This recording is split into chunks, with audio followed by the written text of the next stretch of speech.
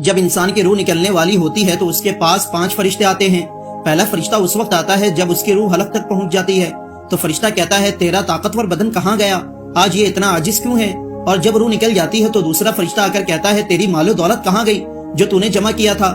اور جب اس کا جنازہ اٹھایا جاتا ہے تو تیسرا فرشتہ آ کر کہتا ہے آج تو اتنے لمبے سفر کے لیے نکل گیا ہے جس سے لمبا سفر تو نے آج تک کبھی طے نہیں کیا، آج تو ایسے تنگ گھر میں داخل ہونے والا ہے جہاں کروٹ لینے کی بھی جگہ نہیں ہے۔ اور جب قبر میں اتار دیا جاتا ہے تو چوتھا فرشتہ آ کر کہتا ہے کل تک تو زمین کے اوپر چلتا تھا اور آج زمین کے اندر لیٹا ہوا ہے، کل تک تو ہنستا تھا اور آج رو رہا ہے، کل تک سب تیرے ساتھ تھے اور آج تو اکیلا پڑا ہوا ہے۔ اور جب قبر پر مٹی ڈال دی جاتی ہے اور سب چلے جاتے ہیں تو پانچواں فرشتہ آ کر کہتا ہے تیرے سارے قریبی لوگ تجھے چھوڑ کر چلے گئے، اگر وہ رک بھی جاتے تو تمہیں کوئی فائدہ نہیں پہنچتا، آج یا تو تجھے جنت کی خوشخبری ملے گی یا جہنم کا دردناک عذاب۔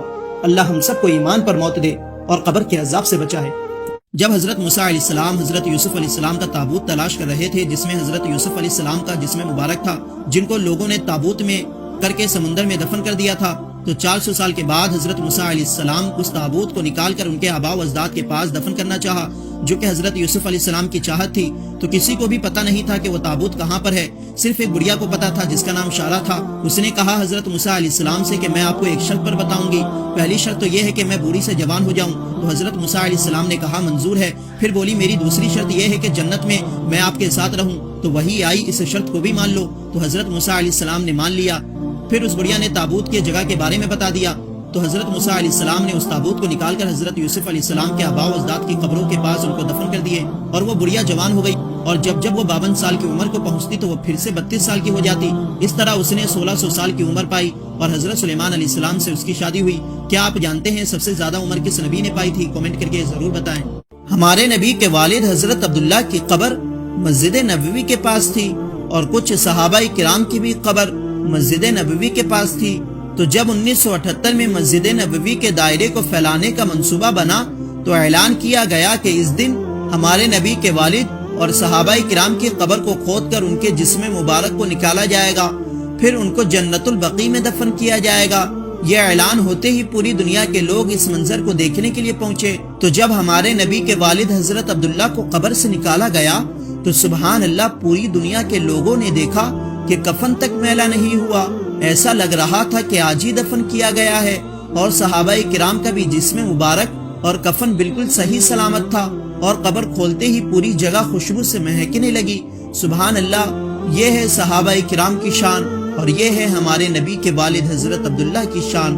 تو ایک مرتبہ کومنٹ میں سبحان اللہ ضرور لکھیں۔ دیکھ سکتے ہیں جب یہ شخص نماز پڑھ رہا ہوتا ہے تو اسی وقت کھڑکی اس پر گر جاتی ہے، مگر اس سے نماز پڑھنے والے کو کوئی فرق نہیں پڑتا، کیونکہ جب ایمان مضبوط ہوتا ہے تو دنیا کی کوئی طاقت کوئی ڈر اسے ڈرا نہیں سکتا۔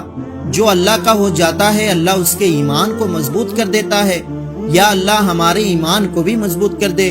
تو ایک مرتبہ کومنٹ میں آمین ضرور لکھیں۔